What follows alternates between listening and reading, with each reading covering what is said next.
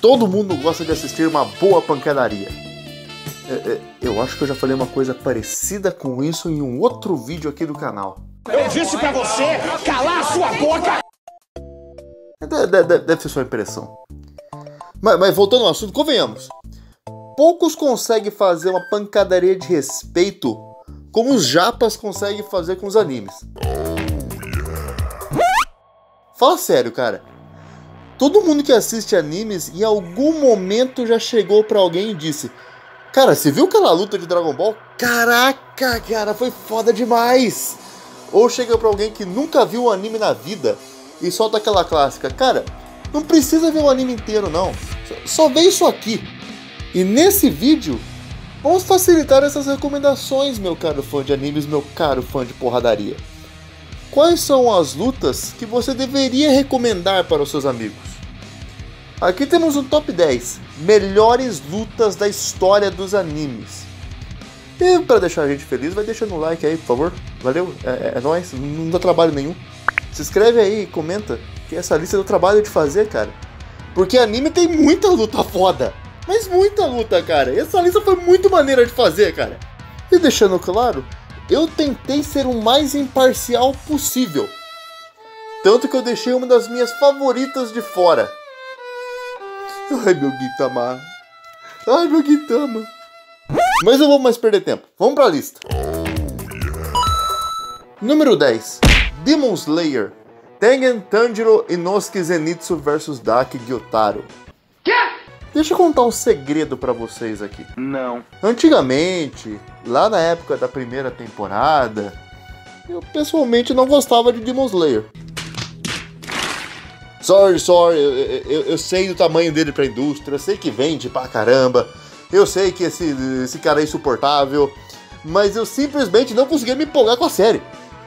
Mesmo tendo uma animação maravilhosa desde o primeiro episódio, isso eu não vou negar, a animação é incrível. As coisas começaram a mudar pra mim a partir do filme Mugen Train. Cara, esse filme foi muito bom, cara. E as coisas mudaram de vez com a segunda temporada. Em especial com essa luta. Isso é incrível. E a conclusão é épica. Pra matar um demônio em Demon Slayer, você deve arrancar a cabeça dele. E aqui esse corte é mostrado uns poucos, enquanto eles tornam o momento a coisa mais épica possível. Belíssimo trabalho da Ufotable.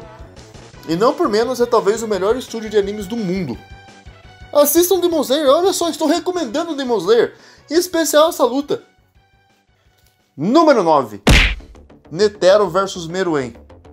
Eis aqui uma luta bombástica.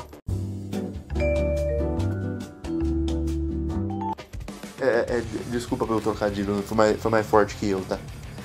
Viu como eu tô sendo imparcial? Se dependesse de mim, essa luta tava em segundo lugar, pô. Eu sou fã de Hunter x Hunter. Acho que vocês já perceberam. Mas vamos falar sobre essa luta que era incrível. Sério, brincadeiras à parte, essa é provavelmente a melhor luta de Hunter x Hunter. Você tem basicamente o humano mais forte da série, até então pelo menos, contra o monstro mais forte da série, também até então. Eu já sabia que é Hunter x Hunter, né? A animação, os golpes, as técnicas, tudo é nível Togashi. Acho que essa é a melhor definição que eu posso fazer. O nível Togashi de sempre, com a animação feita pela Madhouse, gente. Aliás, o roteiro, a metalinguagem dessa luta é melhor do que o que as pessoas dão crédito. Primeiramente, porque temos o Togashi tacando dane-se pro mais básico de roteiro, da forma mais genial possível que só ele consegue fazer. Antes da luta começar, um dos personagens literalmente diz o resultado dela. Não tem como você me vencer. E se trata de um personagem que não é um típico vilão loroteiro. A gente escuta isso aí, tipo, em todos os animes possíveis, né? Pô, o Nappa falou isso pro Goku, pelo amor de Deus. Mas esse não é um personagem qualquer, e quando ele fala isso tem um peso no que ele diz. E o outro personagem, simplesmente, ele acaba respondendo eventualmente. Tipo, sim, realmente, não tem como eu vencer você. Você é mais forte que eu. A outra parada genial dessa luta é a progressiva inversão de papéis. Durante a saga das Formigas Quimera, nós temos os monstros nascendo, crescendo e se desenvolvendo. Não só fisicamente, como também espiritualmente, mentalmente. E conforme mais e mais eles se desenvolvem, menos monstros eles ficam. E mais humanos eles vão se tornando. Enquanto isso, o inverso vai acontecendo com os humanos. Pois é uma saga que puxa todos ao limite. E aos poucos, são os humanos que começam a se transformar em monstros. E como é a conclusão dessa luta? O monstro sendo o mais humano possível, oferecendo diversas oportunidades para que o personagem principal não morra. Tipo, olha, vamos parar por aqui, eu não quero te matar. Várias vezes o vilão oferecendo isso àquele que deveria ser o herói. E o humano, que deveria, como eu disse, ser o herói, acaba usando a obra mais monstruosa da raça humana para vencer essa luta. Algo simplesmente genial. Muitas pessoas podem até perguntar por que eu não coloquei Gon vs Piton nessa lista. Que é um marco do anime também, é maneiro pra caramba. Mas convenhamos, aquele é mais um massacre do que uma luta. E eu sei, eu vou me contradizer com essa frase daqui a pouquinho, tá? Mas eu ainda assim, mesmo com questão de massacre e luta, eu prefiro a luta do Netero. Na verdade, pra ser honesto com vocês mesmo, a minha dúvida ficou com relação a essa batalha ou Gon vs Hisoka. Outra luta que é sensacional também. E Chrollo vs Hisoka, mas como eu tô falando de anime e isso ainda não apareceu no anime, só Deus sabe quando vai aparecer, se aparecer, eu acho melhor não colocar ela. E infelizmente o jogo de queimada não conta como luta. Se contasse, seria o primeiro colocado dessa lista indiscutivelmente. Número 8. One Punch Man, Saitama vs Boros. Cara, quando a primeira temporada de One Punch Man veio, aquilo explodiu a cabeça de todo mundo. O nível de animação é até hoje algo surreal. É absurdo o que a Madhouse fez aqui. Quem entendeu o que é uma luta de One Punch Man? É Dragon Ball com esteroides e sem limite. E essa luta é a melhor representação disso. Qual a premissa de One Punch Man? Bom, tá no nome.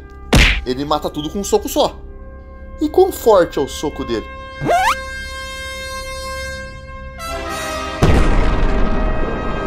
Para quebrar um ovo sem fazer bagunça, bata-o contra uma superfície rígida para rachar a casca. Segure o ovo sobre uma vasilha. É bem forte. E como você consegue deixar uma luta emocionante, então? Bom, fácil. Colocando alguém que aguenta mais de um soco. E essa é a luta com Boros. Onde você tem de tudo.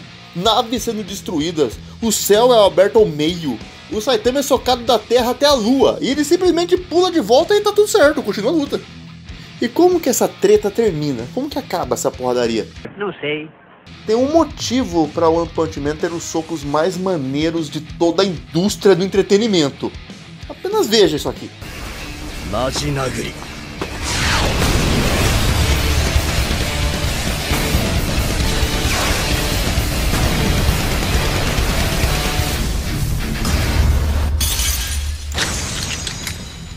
Acredito que eu conheço gente que não assiste One Punch Man porque dizem não gostar da premissa.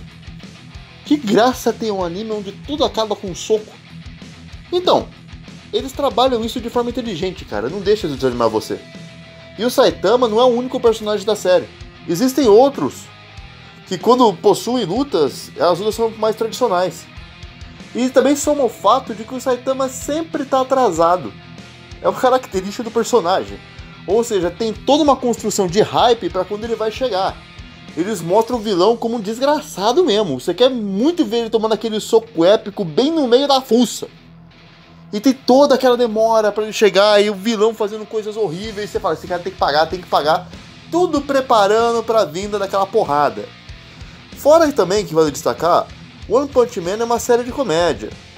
Então, o One, que é roteirista da série, tanto quanto ele quanto o Yusuke Murata, sabe trabalhar os elementos de ação e comédia muito bem. Já deixando claro aqui que o One é o roteirista e o Yusuke Murata é o desenhista. Que, inclusive, nós já falamos sobre o Yusuke Murata nesse canal. Onde é que a gente fala do Yusuke Murata mesmo? Ah, é, no vídeo das artes mais bonitas da história dos mangás. Dá uma olhada nesse vídeo lá e dá uma força pra nós que a gente agradece de novo.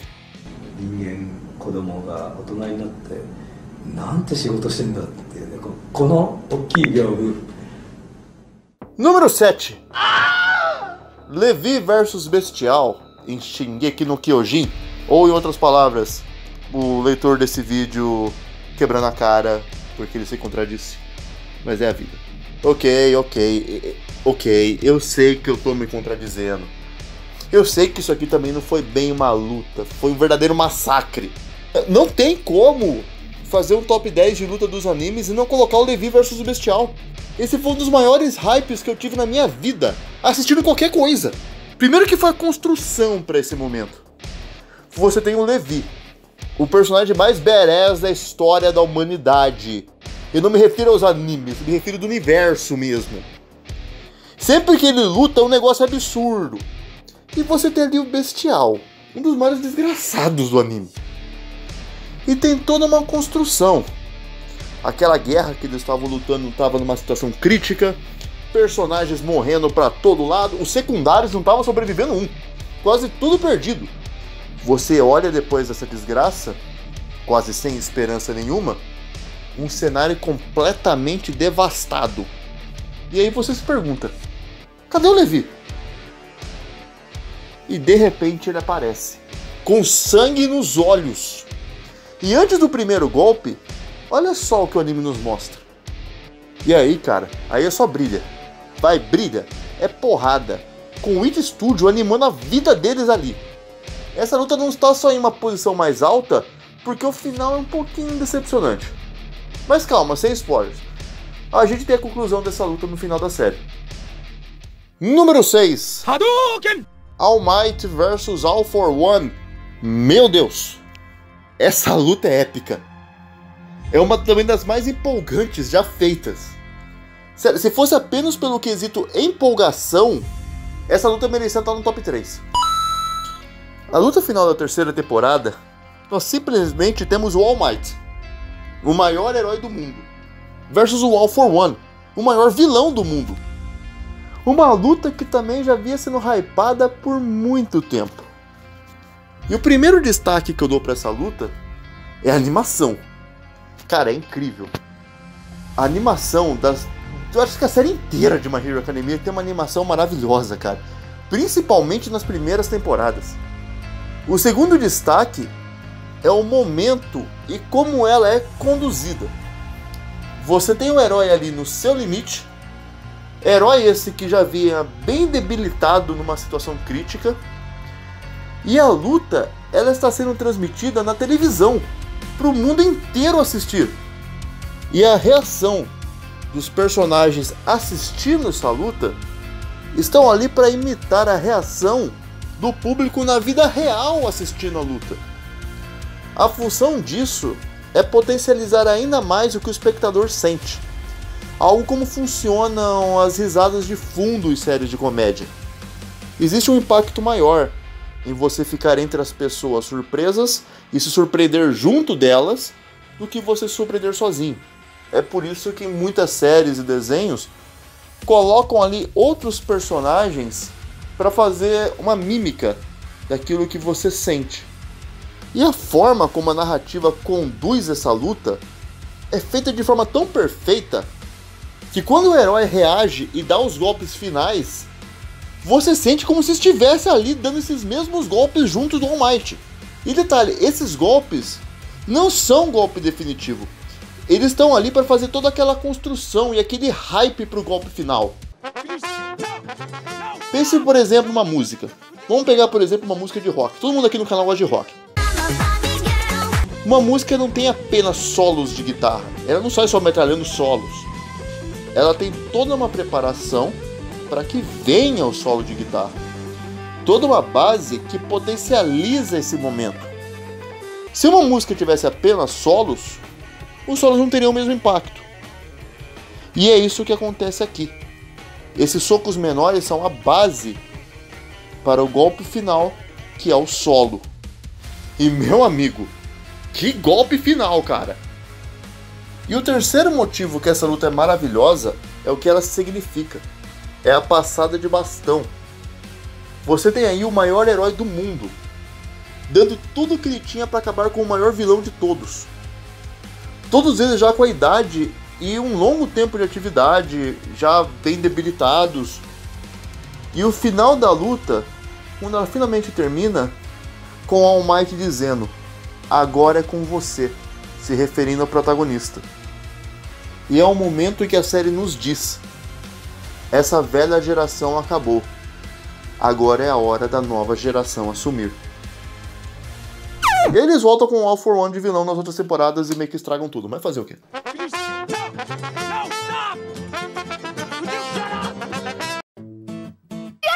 Número 5, Yusuke vs Toguro Yu Yu Hakusho. Ok, essa é pra galera das antigas, daqueles que viram Yu Yu Hakusho na rede Manchete, e tempos depois viram a reprise do anime no Toonami, lá no Cartoon Network.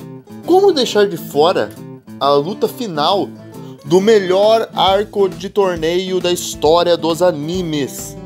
E tipo, você que assistiu essa luta, talvez sua maior lembrança dela seja isso aqui: eles parados se olhando. Sim, porque apesar de já ter uma animação muito boa pra época, e momentos de ação incríveis também, vamos destacar isso, e uma conclusão muito maneira, visualmente a empolgação, eu concordo que ela não chegue no nível de algumas das lutas anteriores. Então por que ela tá numa posição tão alta? 2 motivos: história e carisma. Cara, o Toguro é um vilão carismático demais, cara.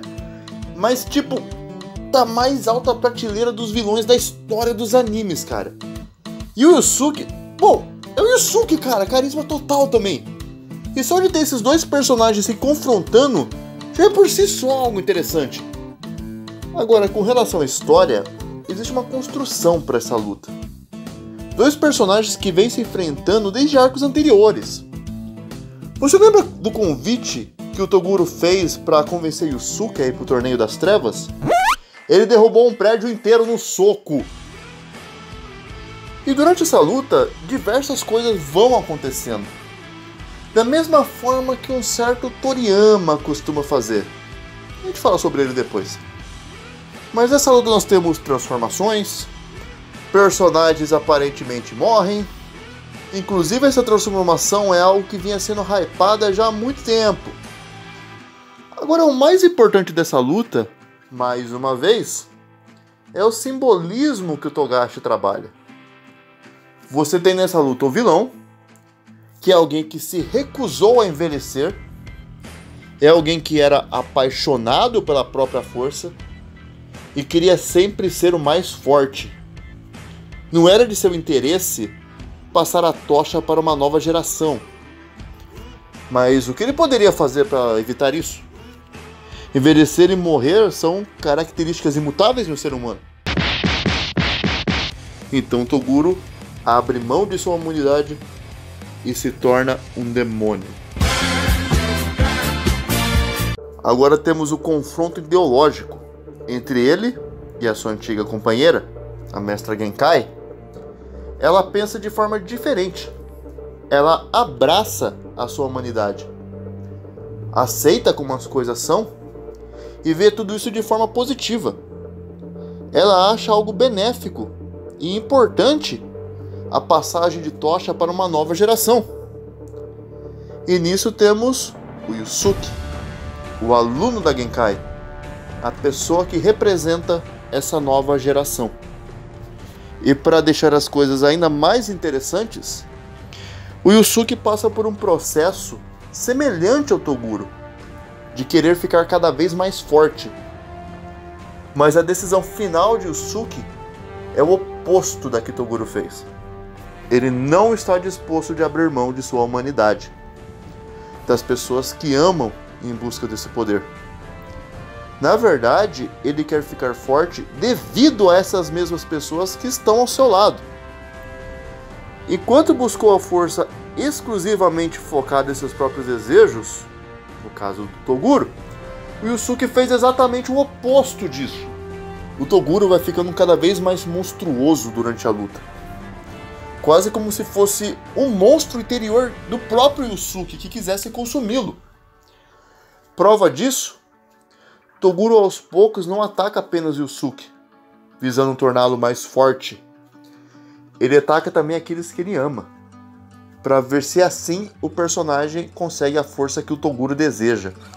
Quase como se o forçasse a tomar a mesma decisão que o vilão tomou. E o que acontece com Yusuke? Mesmo diante da perca do seu melhor amigo, ele se mantém humano, sereno e lutando por aquilo que é certo. Tanto que, quando o último golpe é dado, Toguro sorri e agradece, mostrando o seu lado humano mais uma vez. Quase como um símbolo que a humanidade, o lado bom, venceu esse confronto. E o fato de Yusuke não ter cedido a essa tentação, até de certa forma mostra como alguém digno de uma recompensa. E qual foi essa recompensa? Ele descobre que o seu amigo não havia morrido. E mais um detalhe interessante, qual era o propósito de Toguro? Ele queria se tornar mais forte, para nunca ter que passar o bastão para a próxima geração. E no final, o Yusuke, representante dessa nova geração, vence o combate, quase como demonstrando pra gente que essa passagem de tocha é algo inevitável. Não importa o quanto você queira evitar isso, isso é algo que vai acontecer. E você pode lutar contra isso com todas as forças. No final, é só você quem vai se prejudicar, que foi o que aconteceu com o Toguro. E o que acontece quando ocorre essa passagem de bastão? Ele sorri. E ele encontra paz. Porque mostra que essa passagem para uma próxima geração não é algo ruim. Número 4. Dio vs Jotaro, JoJo Bizarre Adventure, terceira temporada. Uma das lutas mais icônicas da história dos animes. E mais uma vez, ela funciona na base do carisma. E da loucura também. Cara, Jojo é muito louco, cara. De um lado do ringue, temos o Jotaro, herdeiro da família Joestar. Casca grossa pra caramba. E do outro lado, o maior inimigo histórico da sua família. Outro casca grossa pra caramba. O vampiro mais miserável e canalha e chutador de cachorros dos animes, o Dio. E nós temos aqui uma luta que é preparada por muito tempo nesse anime. Uma construção que basicamente leva a série inteira. Todos os episódios da terceira temporada de JoJo foram feitos visando essa luta aqui. Desde o princípio deixando claro, nós estamos numa jornada para acabar com o Dio. E ele tá sempre ali nas sombras. Você não sabe qual é o poder do cara. E a série mostrando sempre o Jotaro como um badass, típico herói quieto, arrogante, que chega e resolve tudo. Sempre dando essa curiosidade de como vai ser essa luta quando ela acontecer. E quando chega, ela se tornou uma das lutas mais icônicas da história dos animes. Primeiro pela luta em si, que é animal, cheia de reviravoltas. Segundo pelo lance da abertura, que muda após a revelação do poder do vilão. Algo que acredito nunca ter sido feito antes. Terceiro, você tem o seu inimigo ali preso, inutilizado bem na sua frente. Como você se livra do cara? Você dá um tiro nele? Você usa uma faca? Pisa na cabeça do cara? Não, meu amigo. Isso é JoJo Bizarre Adventure, my friend. O Dio tinha outros planos pro fim desse combate. Apenas veja.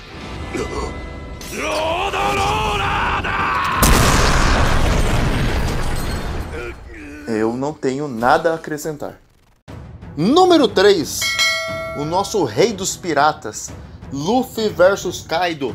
Ok, uma das lutas mais hypadas da história dos animes.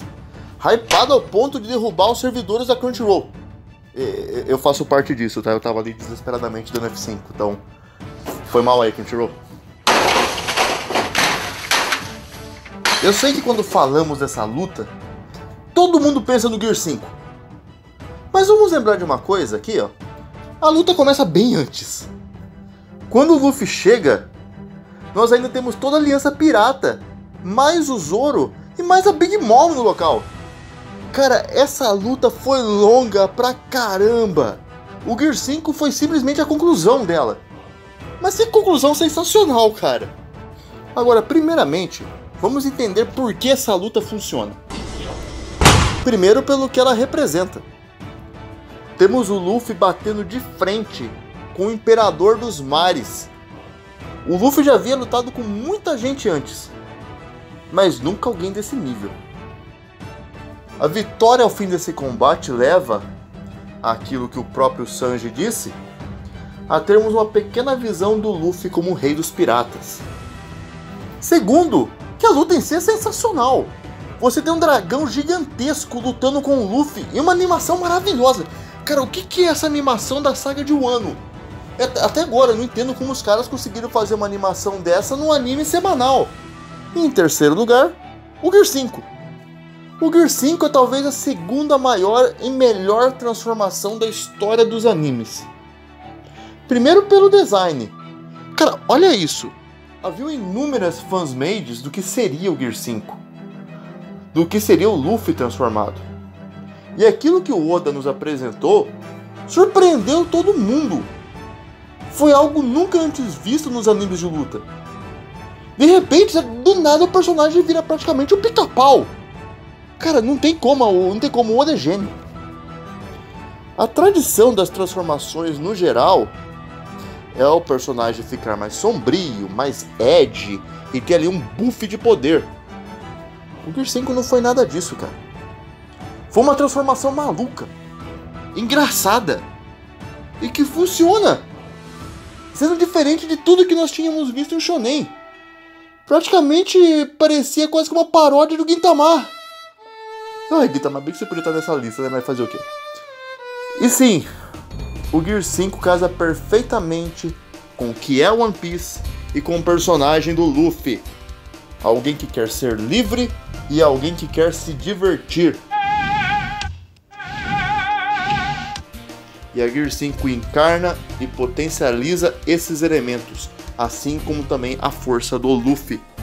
Algumas pessoas dizem que isso surgiu meio que como um deus ex machina, o que eu pessoalmente não concordo. A gente já sabia da existência do Joy Boy desde Skypiea, e digamos que algumas coisas podem ter sido um pouco forçadas com a mudança da fruta do Luffy de Gomu Gomu para Nika Nika, mas tudo que vem sendo trabalhado no roteiro após isso tem sido tão bom e tão condizente com a história que eu realmente acho todo o ocorrido perfeitamente aceitável. Na boa, gente, vocês estão lendo Egghead? Isso aqui tá um absurdo, vocês viram o flashback do Kuma? Tipo, gente, confia em mim, tá bom, tá funcionando, tá tudo certo, confia no que eu tô falando. Agora, outra coisa que as pessoas reclamam muito foi a animação do episódio que o Gear 5 surgiu, dizendo que foi uma merda. Agora eu falo, vocês estão de sacanagem com a minha cara? Vocês sabem o que é uma merda mesmo? Isso aqui é uma merda!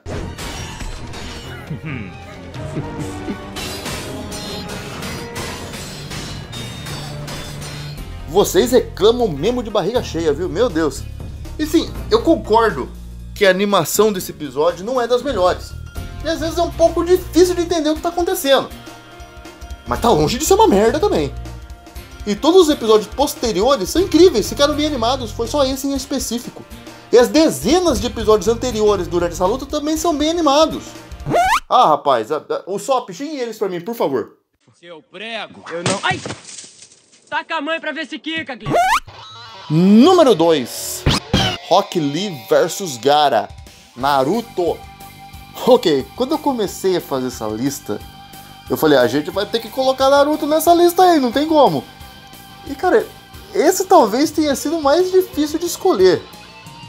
Porque, sério, Naruto tem muita luta, mas muita luta maneira mesmo. Sério, a gente tem Sasuke vs Itachi, tem Naruto vs Sasuke, tem o Naruto vs Pain. A gente tem lutas no Boruto que são muito boas também. Mas a que mais impressionou, que as pessoas veem até hoje, que foi um verdadeiro fenômeno na época, e que casa perfeitamente com o som de Linkin Park, diga-se passagem,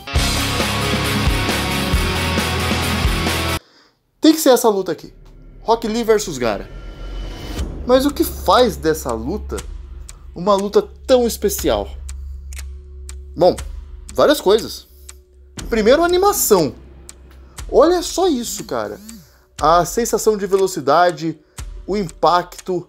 Uma das primeiras lutas nos animes a fazer uso de 3D para a construção do cenário. E feito de forma bem eficiente, diga-se de passagem. Essa luta, tecnicamente, na época, foi algo realmente revolucionário. E em segundo lugar, temos duas cenas em especial. Mas antes de falar sobre elas, vamos falar sobre a história dessa luta, que deixa ela ainda mais interessante. Exame Chunin, melhor saga do Naruto clássico, Haruka Kanata na abertura, e temos o Rock Lee, um dos personagens mais carismáticos de toda a série. Um ninja mais esforçado e dedicado de todos. O ninja que não possui a capacidade de fazer ninjutsu. Então ele foca todo o seu esforço no desenvolvimento de taijutsu. Ou seja, porrada. Tudo isso para compensar essa falha. A falha de alguém que nasceu sem talento nenhum. E por isso, ele entra perfeitamente na mensagem original de Naruto. Alguém que se esforça muito, mas muito mesmo, pode vir a superar alguém que nasceu com talento natural. E do outro lado temos o Gaara, o extremo oposto desse personagem. Alguém assustador, forte pra cacete, e nasceu com um monstro dentro de si, com que faz com que a sua areia lute por ele. O Gaara, diferente do Lee, não precisou treinar nem um pouco para compensar nada. Ele já tem algo que faz tudo por ele. Então o combate começa. E as lutas de Naruto geralmente funcionam de maneira mais estratégica, com jutsus sendo usados de maneira efetiva, golpes bem pensados, um ritmo até um pouco mais lento, etc. Todas essas paradas de Naruto que a gente adora. Mas essa luta não é nada disso. Na real, ela parece uma luta de Dragon Ball. E esse combate já funciona de forma simbólica. O Lee ataca com todas as suas forças, enquanto que o Gaara possui praticamente um escudo perfeito ao redor de seu corpo. O escudo de areia. O Gaara nunca havia sido atingido antes. Ele nunca havia sido ferido na vida, porque ninguém havia conseguido atravessar esse escudo. Mas o Lee, ele não tá nem aí com isso. Ele bate constantemente, tentando atravessar essa barreira, assim como ele treinava como criança. O Lee é o ser que representa o esforço de alguém limitado. O Gaara é a barreira a ser atravessada por essas limitações. É o ser perfeito que o ser imperfeito visa superar. E como funciona essa luta? Repare que o Lee parece estar em desvantagem, mas a gente tem a primeira reviravolta dessa luta. Essa cena aqui. Assim que o Lee tira os pesos, a luta muda de figura. E ele começa a descer o cacete no Gaara. Os pesos, além de literalmente ser um meio de treinamento, que exige o esforço do personagem para se mover, e o peso gigantesco deles, além de serem visualmente impressionantes para quem está assistindo, serve para mostrar o quanto o personagem também se esforça. Mas a retirada desses pesos leva a virar a luta com uma mensagem do tipo: essa é a recompensa pelo seu esforço. Mas depois disso, aos poucos, o Gaara começa a virar a luta a seu favor mais uma vez. Quase como se o anime falasse pra gente: olha, sempre haverão barreiras maiores que exigirão um esforço maior ainda. E mais uma vez, o plot se repete com a transformação de Lee. Mais uma reviravolta e mais um resultado de seu esforço. E repare que essa transformação vai causando danos no corpo do próprio personagem que a usa. Mais uma vez, quase como símbolo de alguém que se esforça até o limite do possível. Mas, infelizmente, a luta acaba nesse esforço, mais favorável ao Gaara. E disso, nós temos uma segunda cena absurda. O garoto, inconsciente, se levanta e continua disposto a lutar. Essa é a cena mais simbólica dessa luta. O símbolo de que, às vezes, mesmo com os nossos esforços, podemos acabar fracassando. Às vezes, podemos nos deparar com uma barreira que não somos capazes de atravessar. E quando isso acontecer, não importa o quanto doa, não importa o quanto seja difícil, só o que nos resta é não desistir, se levantar e continuar sempre lutando, até que um dia talvez as coisas possam ser diferentes. Agora, gente, antes de irmos pro primeiro lugar,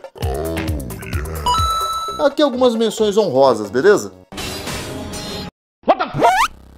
Bleach, Ichigo vs Ukiyoha. Épica extremamente marcante. Considere que essa luta ficou em 11º lugar. Jujutsu Kaisen, Itadori, todo Satoru, Gojo, todo mundo versus Hanami. Então, como resumir nossa luta? O Satoru sendo o Satoru. Sempre fora dos padrões. Miss Kobayashi's Dragon Maid, Toru vs Kana. Nunca assisti esse anime, então não sei o que dizer. Mas look at this! Cowboy Bebop, Spike vs Vicious. Olha essa animação, esse visual maravilhoso e um dos melhores finais dessa obra-prima, que é um dos melhores animes de todos os tempos. Não tenho nada a acrescentar. E o live action na Netflix é uma porcaria, só deixando claro. Yishuan e Jinchuan vs Shanshu, Fog Hill of Five Elements. Apenas veja isso.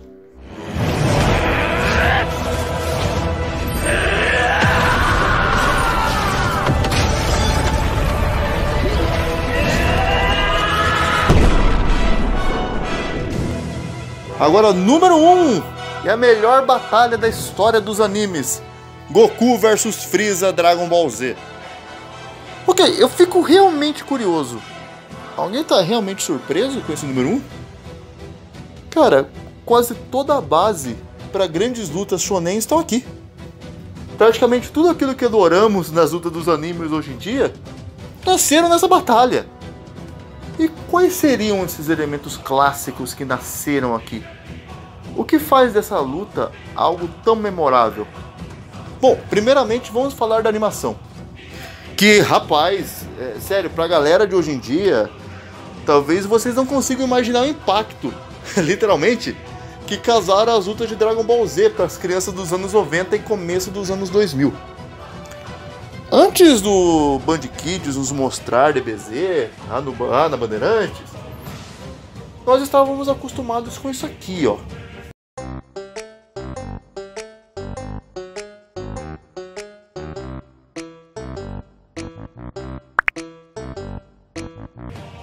E de repente, nós garotos entrando na puberdade, nos deparamos com isso aqui. Cara, era algo absurdo. Muito acima de qualquer coisa que a gente havia visto. Antes, assistimos uma luta com frames bizarros, que se resumiam a socos na cara e no máximo explodiam alguns barris. De repente, nós víamos um soco, absurdamente bem animado, que tinha como consequência o personagem atravessando uma montanha. Todo o exagero dos impactos, personagens lutando, voando como dois Superman em combate. Tudo isso começou aqui. E foi algo tão acima do que estávamos acostumados que sequer parecia real. Era quase covardia com a concorrência. Quem diabos ia querer assistir He-Man quando tínhamos algo assim? E o impacto das porradas, a velocidade, a destruição maravilhosa, tudo isso foi escalonado com o passar da série. A destruição era cada vez maior, até chegarmos naquilo que parecia ser o auge. A consequência dessa batalha de Goku vs Freeza não foi a destruição de algumas montanhas, mas sim do planeta inteiro. Você alguma vez viu isso acontecer?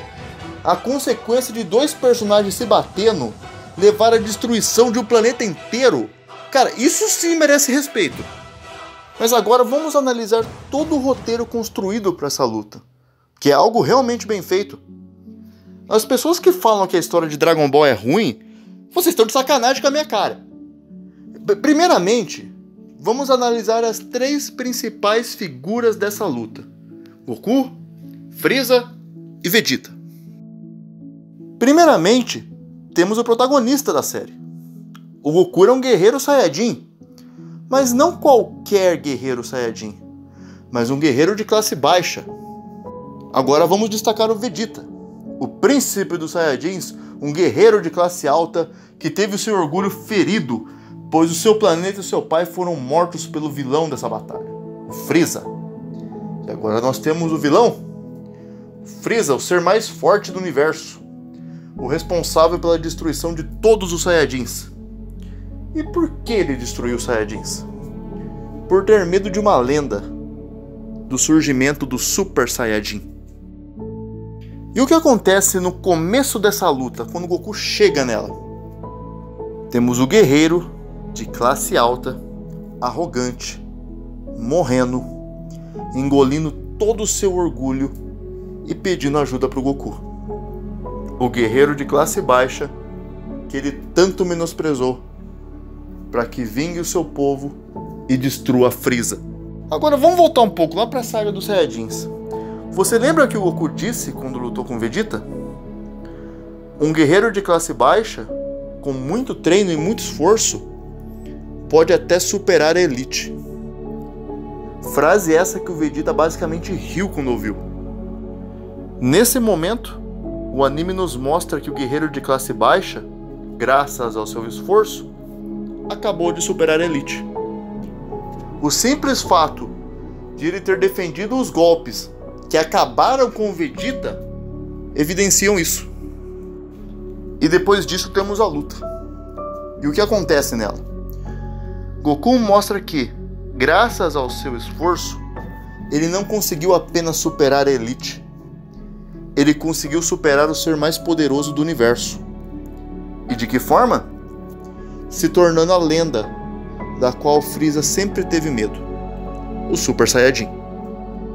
E vale destacar que essa vitória do Goku ao final não apenas foi uma vingança pelo povo Saiyajin morto pelas mãos do Frieza. Vamos lembrar que o Goku tem toda uma ligação com os terráqueos. Ele também vingou a morte de seu amigo, no caso, Kuririn. Você teve a vingança de Kakaroto, o guerreiro Saiyajin, e a vingança de Goku, o terráqueo, um homem criado na Terra, ao vingar a morte de seu melhor amigo. E vale destacar que outro elemento sensacional de DBZ, que não é devidamente analisada, as lutas grandes de Dragon Ball nunca são vencidas sozinhas. Vamos pensar como foi a luta contra o Raditz, contra o Vegeta, contra o Frieza, o Cell, o Majin Buu. Sempre tem um trabalho em equipe. E isso não só deixa as lutas mais longas, como permite trabalhar diversas formas de tensão. Você não sabe quem vai vencer e nem como. E nem mesmo sabe se alguém vai morrer. Isso permite diversas reviravoltas durante a luta. Vamos pensar aqui quanto tempo durou a luta contra o Frieza.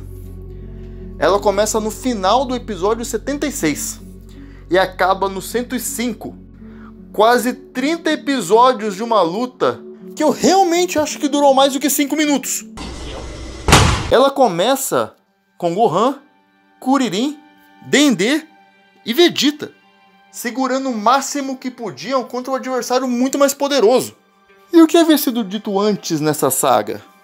Foi dito por Zarmon que Frieza era capaz de se transformar.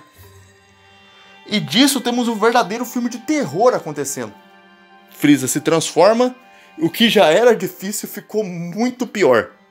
E essa luta apenas começa a se equilibrar depois da chegada do Piccolo. Mas mais uma vez, foi dito que o Frieza era capaz de se transformar.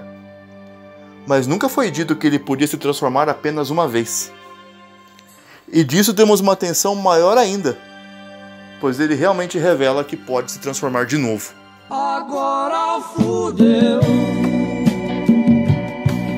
E depois de uma longa luta, com muita tensão e um vilão muito bem desenvolvido ao decorrer da saga, ver ele ali caído, humilhado no fim da luta contra o Goku, frente a ele, um guerreiro de classe baixa, é algo extremamente satisfatório.